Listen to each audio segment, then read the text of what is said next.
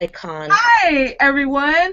Welcome to EduMesh Tweet and Talk number 27A. We are doing a very special edition of the Tweet and Talk, so that's why you see it's at 7 o'clock right now. So welcome to everyone who's joining us. Please follow along with us on Google Plus at bit.ly/TweetTalk27A, as well as on Twitter with the hashtag EduMatch. Speaking of EduMatch, if you want to be our featured person of the day, then please go to edumatch.education and fill out the Google form there so we get to know you. So just wanted to shout out DigCit Summit UK. Follow that hashtag on Twitter if you're not already doing so. A great forum and a great conference about digital citizenship, very important in our world today, as well as hashtag ECGC16, standing for EdCamp Global Classrooms. Shout out to them. All right, so tonight's topic, we are actually going to dive into some political issues going on around the country that involve educators and students all in a couple of different areas of the country. We're going to be talking about Detroit and Philadelphia specifically. So without any further ado, I'm going to go ahead and throw it over to the moderator for tonight. We have Valerie Lewis on the Google Hangout, and we have Joven on Twitter. So thank you to the both of you. And Valerie, just going to go ahead and throw it over to you now. All right, thank you guys for joining us tonight. So we are talking about disturbances. And so with my lovely panelists here, and Joven, thank you for holding it down on the Twitter side, I'm going to allow everybody to introduce themselves, and then we'll start in this order. Chris, we'll start with you, then Cynthia, then Dorian, then Josh. And so what I'll ask all my panelists to do is, first and foremost, introduce yourselves, tell everyone where you're from, what you do, and while you're introducing yourself, think about the word disturbance and how you would define that. And if you don't have a definition, think about things that might be best associated with the word disturbance. So introduce yourselves and tell us what comes to mind with the word disturbance. All right, Chris, we'll start with you. Hey everybody, Chris Rogers in Philly. I work at a local independent school, but very much so connected to the struggles and the of our public school system, and also really like lifting up the communities, right, that are facing those struggles.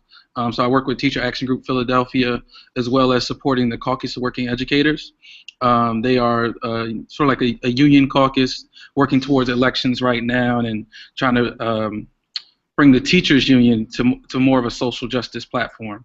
And when I think of disturbance, particularly in the classroom, I think about it as like a miscommunication or a moment of differing agendas amongst students and quote unquote like teacher leaders. I try to think about it. I try to think about it at its core as a difference between two different agendas between like a human piece. I think sometimes when I think of disturbances as I'm the teacher and they're the students and they're disturbing me, I forget sometimes that we're all in this space together and that we are all human beings in this room. So I've been trying to have like a more like human-centered way of looking at it, and not just think of like students just disrupting what I'm doing, but how I might be disrupting what they're doing as well. So yeah, that's how I think of disturbance. Very good. Thank you, Chris. And that's definitely a good way to look at it. You know, we're always thinking about disturbances in what's happening to us, but not always looking at how we may be disturbing the peace, so to speak, as well. So thank you for bringing that up. Cynthia, introduce yourself and tell us what comes to mind when you hear the word disturbance.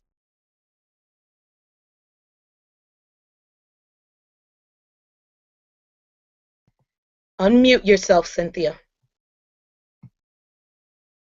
Okay, unmuted. Hear me? Okay. So I teach middle school mostly, and I live in Vermont. When I think of disturbance now, I'm thinking of things that can come from outside of school, not just within a school building or within a classroom. So it could be something like a change to the way school is funded.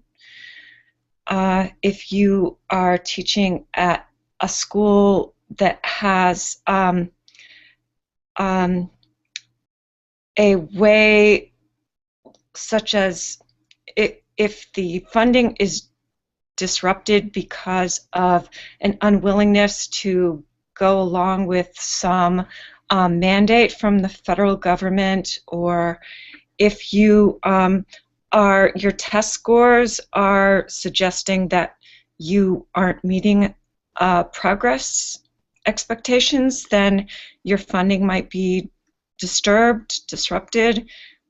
And so there are things that are far beyond what happens in the classroom that can change what is required of us in the classroom. Absolutely. Thank you, Cynthia. And we all know money disrupts a lot of things, not just in the classroom, but our homes, our personal lives. So absolutely. Dorian, we're going to pass the baton on to you next.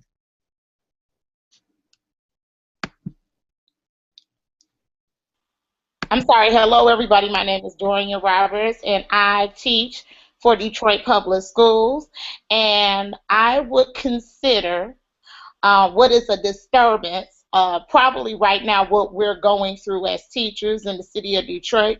And disturbance is anything that preoccupies my mind while I am fully trying to engage and raise student achievement on a personal level, such as wage, lack thereof, lack of preps, consideration of a cutback in my insurance, anything that is in my subconscious that doesn't enable me to reach my kids to its fullest potential while I'm educating. That's what I consider a disturbance. Wow, thank you, Dorian. Anything that preoccupies our minds, and that in itself is definitely a disturbance and a distraction. Very good, thank you. Josh, if you would add to the mic, let's speak on it, brother. Tell us introduce yourself to us and tell us what comes to mind when you think of a disturbance. Yes, my name is Josue Falaise. I'm a principal at a junior high school in central New Jersey. When I think of disturbance, just as everyone has added, but I'm going to go even more so, because even legislation, we see with the Common Core, Park, all these things were disturbances to the educational platform, and it disrupts things dealing even with educational equity.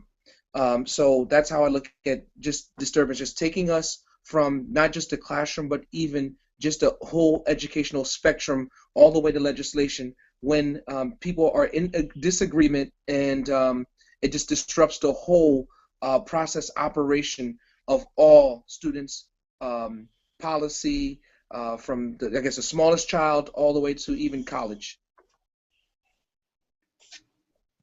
Very good. Thank you, Josh, for that. So yes, absolutely. When we got pieces of legislation, things, Common Core, Park, anytime someone brings something in, that could be a disturbance. And then so once again, ladies and gentlemen, I'm Valerie Lewis, a Georgia educator here in Gwinnett County, language arts teacher of 10th and 11th graders. And so disturbance to me is the interruption of a settled and peaceful condition. So if there's no peace, there is going to be a disturbance. And if we look back in history, we can think of many historical moments where there have been some disturbances and some disruptions. So here it moves me to my second question. Is there ever a time where the disturbance is necessary? Is a disturbance necessary? So when we listen to the definitions that we all gave, they almost had a negative connotation, something that we did not want. Close the door, slam it, push it out. But is there any time where it is necessary? So I don't know if we want to go back into the same order. Some of us need a little bit more time to think about that. All right, Josh said I'm ready to go in. Floor is yours, and then we'll take Chris next. I think disturbance is if we're going to start off with legislation. First of all, it started with No Child Left Behind. That swept the whole nation, and people were up in arms. The positive thing with the disturbance of like No Child Left Behind was it required people to pay more attention to the subgroups or the areas that we normally did not pay attention to, and it was obviously just in context of testing. So like ELA, excuse me, the English language learners, second language learners, as well as special needs students. They were an afterthought and kind of sort of, because even when you looked at your test results, yeah, they didn't perform well and it didn't count towards it, like it didn't matter. So the No Child Left Behind brought a focus on them, brought monies attached to it, and now required people to intervene differently for them. So that is where at a point where the disturbance was needed. The Common Core, as you tried to move it at the nation level, that disturbance looked at us, disturbing us from a perspective of looking at revising curriculum. Testing as a whole, was that needed? Yes, in a sense, because there was so much disparity from state to state, and a national type of curriculum, national type of assessments only benefits everyone unilaterally, even though within the state there's still some disparities also to try to equal it. But in those sense, that's where I believe that the disturbance was needed, necessary. Absolutely. So when we think about those kids that are often forgotten, that are often left behind, that are often considered our outliers, which, believe it or not, I had a principal that instructed that our ELL kids and our special needs kids, we don't teach to, because they are outliers. And pretty much he said that very same thing. They impact our test scores in no kind of way. So I almost felt like he was saying we're just simply babysitting those kids. So I agree with you there, Josh. That was a moment where disturbance is necessary. Chris, and then Dorian. Valerie, your definition of disturbance, and you brought in peace, and it brought me back to considerations of justice, right? And where there is no justice, disruption, disturbance is always necessary to sort of like redirect our attention onto fairness and creating just systems. One example that comes to mind, like a great story, sort of like a mentor example for me. In Baltimore, at the around the time of sort of like the Baltimore uprising, I was connected to a math teacher there, Jay Gillen. He works with students of the Baltimore Algebra Project. And Algebra Project is like a high school intergenerational mentoring program where the students are like waged employees and working with their peers to in service of math education, but also in service of social justice. Started by Bob Moses, has a very long history. But right at the time of the Baltimore uprising, when everybody was in the streets around the murder of Freddie Gray, these students left school, went to like the Baltimore Algebra Project's office, and began to organize the community around, well, how do we take this opportunity and redirect our community towards justice and grieve for the life of Freddie Gray. Jay Gillen, he's as a math teacher, particularly talk about what is my role as an educator in supporting students in that process, in that learning process. And it was just like an awesome example of like having students like lead in following and having teachers follow like these disruptions, rather than the way that we think about disruptions as sort of like this top down, right? We think about like Common Core or this sort of like testing thing. It comes from sort of like this on high, but like this was a perfect example of students who were not just thinking about their education, but thinking about their lives and allowing that to bubble up into their education. And I think is anything that's more important in our classrooms is to consider like how we can be whole people in the classes. And that's a great point that you bring up, Chris, because as educators, if we cannot stand with our students without feeling like the hammer's going to come down on us, so to speak, with the teacher that stood with the Muslim students and lost their job, if we can't stand with them, then are we standing against them?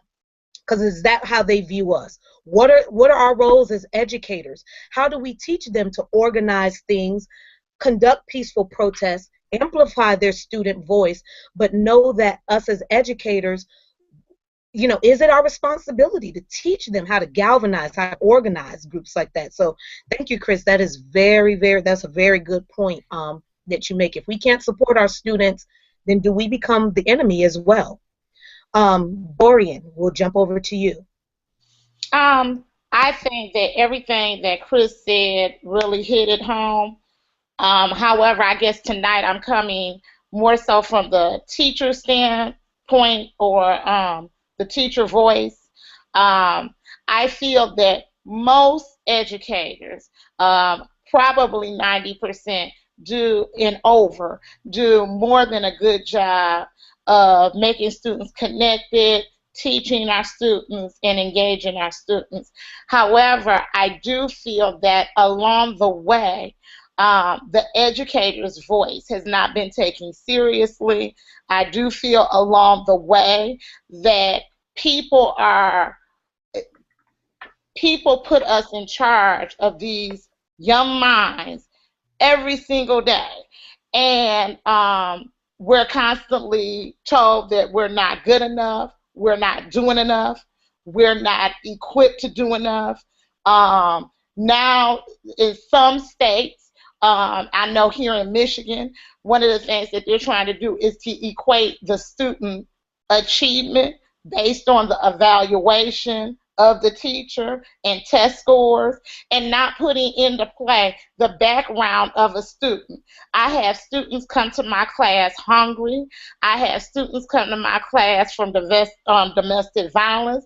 Those are things that governors, lawmakers, politicians, they do not, and I repeat, they do not consider those things when it comes to the whole child and student achievement. And with that being said, I feel that it is time for educators to be recognized, to be taken up for, and to be voiced and considered a true element and a true factor of education. And that is where I feel a disturbance needs to occur. Absolutely, Dorian. A disturbance is definitely necessary in that aspect.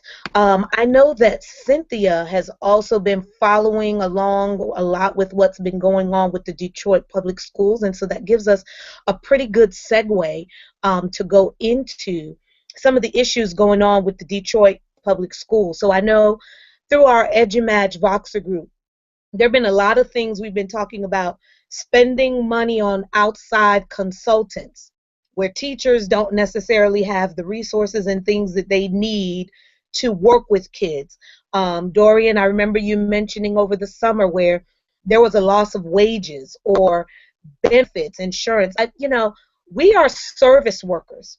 Whether people recognize that or not, or they put that on paper.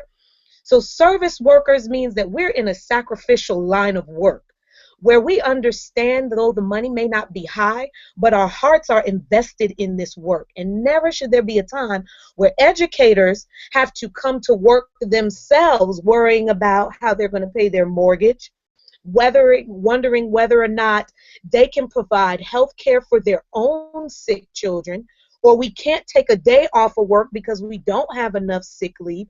These things should never be a concern for service workers. So Cynthia, as you've been following, and I notice on your Twitter feed, you've been keeping up with this story, what are some of the things that you notice in terms of going on with Detroit public schools that are definitely a disturbance and they need to be spoken up for?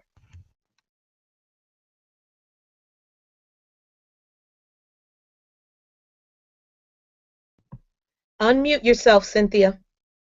I did. I'm sorry. Can you hear me? Do you hear me now? Okay, I thought I had already done it.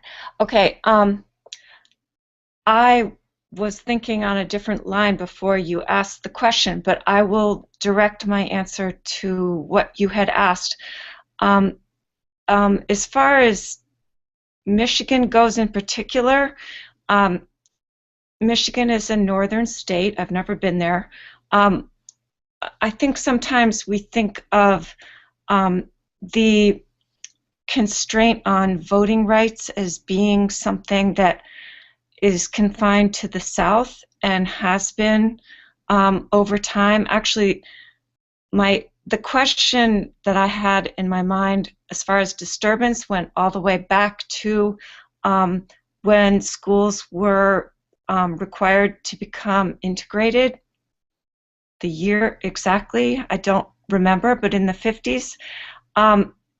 And now here we are in 2015, and in this decade, in Michigan, we've seen a constraint, even in the 90s, late 90s, on I guess democracy, if you can define it that way, and that emergency management has become a way of governing.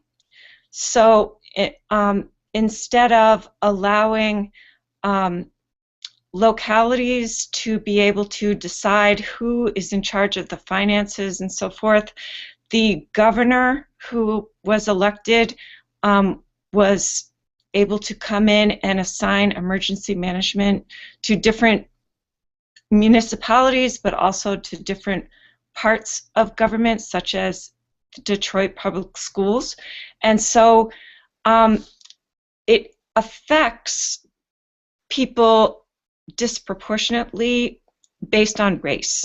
So if you have a state that has a certain percentage of African American descent, for instance, and because they are more prevalent in an area where there's been more economic disturbance, that they might be more apt to be affected by this lessening of their democratic rights. So, everything from not being able to get a ID to be able to vote because of lessening in the amount of services to be able to get their ID, and then they're not able to decide on how their finances are determined as far as school funding and so forth. Do you see where I'm headed in that direction? Absolutely, absolutely. And you're making a valid point, Cynthia, and I know Dorian wants to jump in, and I'm not sure. I think Chris typed some things on the side there. Maybe he wants to jump in after Dorian. So Dorian, go ahead. Thank you, Cynthia. Mm-hmm. I know, Valerie, we've had tons of conversations about this in EduMatch or on Voxer, and I really want to go back to one of the statements that you made about us being servants. Police officers are considered servants. Firefighters are considered servants. Your postal workers are considered government servants. However, I think that we should be held to the standard of paying servants for their services. And I don't think that happens in education. Before I was an educator, I was a journalist for the NBA. I've seen NBA lockouts. I've seen players protest on the court. I've seen it all. And those issues of someone getting paid $1 million versus somebody getting paid $2 million for making a basket versus someone being able to continue steps. You have some teachers who have gone 10 years without a step increase or without a raise. Those are the kind of things that I think that we as voters need to focus on. I don't understand how you can put your child in someone's hands and then you don't want them to have any type of lifestyle or any type of payment. And one of the things that they said here here in Michigan on one of the Facebooks for educators. It was a question posed on Facebook for educators: is how many teachers have filed bankruptcy or who have been in foreclosure for their homes? And it was an astounding 70%. And everybody is not on Facebook. Every teacher is not on Facebook. So that's just going for the ones that speak of themselves. And real briefly, I, I don't see, I'm not going to say you go into teaching for the money, but I did expect to go into teaching to be able to pay my bills and to live comfortably. Not to be going to the Grammys, but to live comfortably. Absolutely. Chris, you want to jump in there? Yeah, I mean, because this conversation, right, particularly like what Dorian's talking about, and like the fight for living wages right now, which is going on all over this country. Some like you can look for it under the sort of like hashtag Fight for 15, right? Of like the fight for living wages in a union, and how so like not only like you see like this wage and benefits decrease and this disinvestment into sort of like public services, but also you see how it's like even politicized in our classrooms. Like one of the things I always come back to is one of the things that's been growing, right? And you even got Michelle Obama being like even like adding to this narrative of like everybody, there's no excuses, you have to go to college, right? And you like behind that, right? And nothing wrong with going to college. I think I went to college. I got a couple degrees, but I think what's behind it too is this: the only way that we know you can sustain your life is through this sort of like college degree. And so we have students who are taking on massive debts to get these college degrees, and then still don't have sort of like are very precarious to have jobs which actually support them and are protected and their benefits protected. And the sort of like public fight that we could have around the protection of living wages and the protections of unions and benefits seems to be sort of like very, very small. So I think about how can we come back as a community to fight for sort of like these things that we all deserve. And I think about my mom was a public school teacher, and I know growing up in Chester, PA,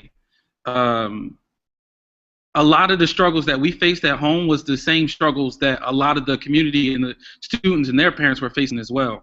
And I think when we think about our connections to the classroom, you have groups like Teach for America and this sort of like growing import of teachers into communities that are not of their own. And like how is our relationship with the communities and our relationship to like the burdens that the community faces being shared amongst everybody. And it really creates like a community that can begin to stand up against these issues. So I definitely rambled right there, but I really think it's important to like recognize our role as educators and how it's connected to like a ongoing onslaught that's particularly like healthcare. Healthcare and education is going through the same level of privatization right now, and it's interesting to think about how we can come together to fight and combat that. And that's a very important point, Chris and Cynthia and Dorian, that you guys all made. Josh, I'm not sure if you're still with us. If you can hear me, I want to give you an opportunity to jump in if there's something that you'd like to add as we start to bring this thing to a close. Yes. Just as everyone has brought the services, I want to bring it towards the educational aspect. With the school systems, there's a book that I read a few years back by Diane Ravitch, The Reign of Error, The Hoax of Privatization of American Schools, where she breaks down all of the, I guess, the trickery, the subterfuge, as far as people wishing, or organizations and legislations to even support the urban schools, but yet they're taking over. The greatest thing is the charter schools. There's trickery into bringing the charter schools in there. It's not saying that the purpose of it is wrong. It's the purpose of there when you look at try to following money. They talk about even like Teach for America, the purpose of it, entering 2 years, and yet the people end up leaving. So it's never really like a a roots, was it like a ground roots type of way of bringing teachers in to engender them in the culture, to really support, but they work for 2 years and end up leaving, end up becoming, administrators and superintendents, everything else leaving. And so those type of things is where it looks good on the surface for the urban areas, but it's really not efficient and effective long term. And again, there's a district in New Jersey. I grew up in Montclair, New Jersey, which is they have Montclair and Upper Montclair. Remember, they tried to bring a charter school in Montclair because most of the parents are now they have this new train station. Most of the parents are now almost millionaires. They've driven out the people that have economically advantaged or economic disadvantage, and they said no, and the charter school just left, just like that. Whereas you got the districts, like you said, Philadelphia, Detroit, Michigan, these large cities, there is no option for them. You got the mayor of Chicago who worked with Obama. Now it's just like they're decreasing funds, increasing requirements, and there's all this clandestine meetings, everything else about the systems and teachers in it, and regardless of who you bring in, there is no change. Wow. And you know what? You guys have said a mouthful, and I know that this is a very heavy topic that can go in 100 different ways, sure, and I know we can't get it all in this short time frame, and I'd love to probably extend this conversation more. But as Dorian was speaking, it asked Sarah to go ahead and screen share some of those images, some of the things that we've gotten from Twitter, the Chicago Tribune, where you saw parents actually coming in and leaving a note on the door saying room 104 is clean because the schools were dirty. That Aramac deal just wasn't working. And the parents actually coming in to clean the classrooms where their kids can actually focus and be learning in sanitary conditions. Things like that definitely shouldn't happen.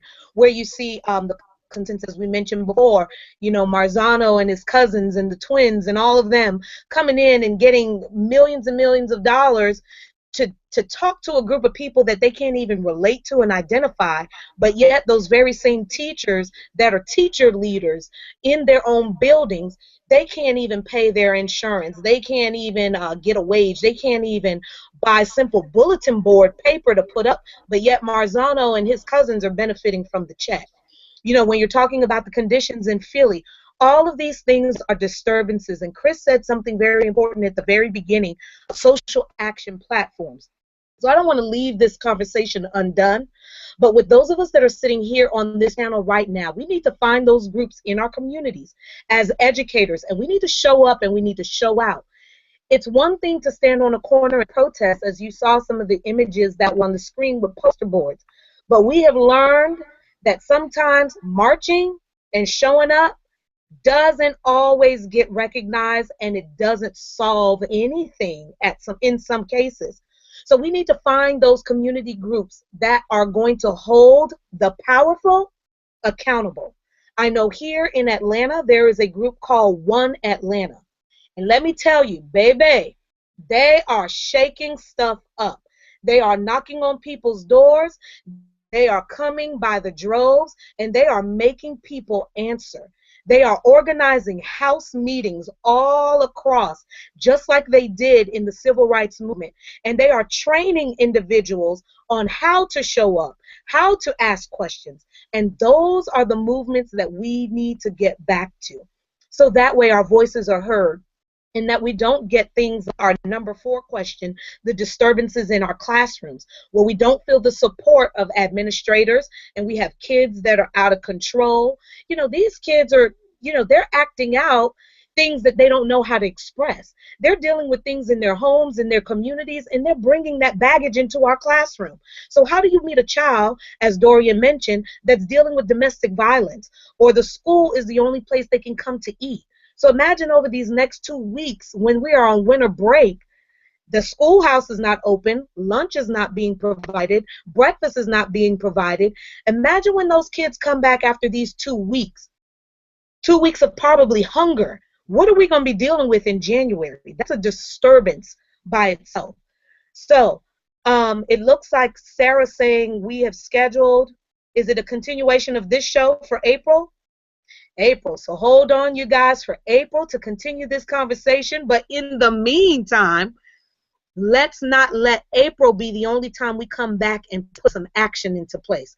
We want to come back with a report in April that says, here is how we as educators stood with our students. Here's how we as educators went and stood on our Capitol building step house. This is how we got in touch with our district representatives and our state representatives. Let's disturb the peace, people. And sometimes that may come at a price point that is scary for us. It may be, we don't know we're going to have a job tomorrow. But I guarantee there's going to be somebody, and there's a God that I serve that I know that is greater, that's already got something in plan for us. So ladies and gentlemen, continue to disturb the peace. Don't look at what's acted upon us, but let's figure out how we can shake the system up ourselves. So thank you all once again for joining us tonight. Sarah, I'm turning this back over to you, and I'm getting off my pulpit. Thank you so much, Valerie. Wow, that was amazing. Thank you to everyone who was on panel.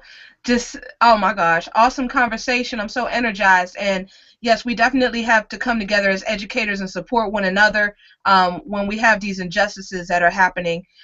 So to definitely bring them to light and to take action against them together. So thank you all so much for being part of this awesome discussion. Thank you to Joven on Twitter. This podcast will be storified immediately, and it will also be available on iTunes in the next coming weeks. So come back next week. We're going to have a topic about New Year's resolutions in 2016. So if you're interested in being on panel, anyone can be on panel as long as you are involved in education and have something to say. So if you want to sign up, the link is bit.ly/tweet-talk28, 28, the number 28. So also we have our Blabathon going on December 30th, so that's going to be a look back at the different podcasts that we've had this year. There's still a few slots left, so the slots are going fast, so just check the EduMatch hashtag on Twitter for the link to that. And also trying to give a huge shout out to the organizers of Ed Camp Voxer. My co-organizers, we have Nicole Howard, Carla Jefferson, Rochelle Wooten, Shayna White. So check that out, Ed Camp Voxer. The link is on Twitter. And if you want to subscribe to the EduMatch podcast, then check it out at bit.ly/EduMatch podcast. So thank you again to Valerie, to Chris, to Cynthia, to Dorian, to Josh, and to Joven, as well as to everyone who participated on Twitter. So have a great night, everyone.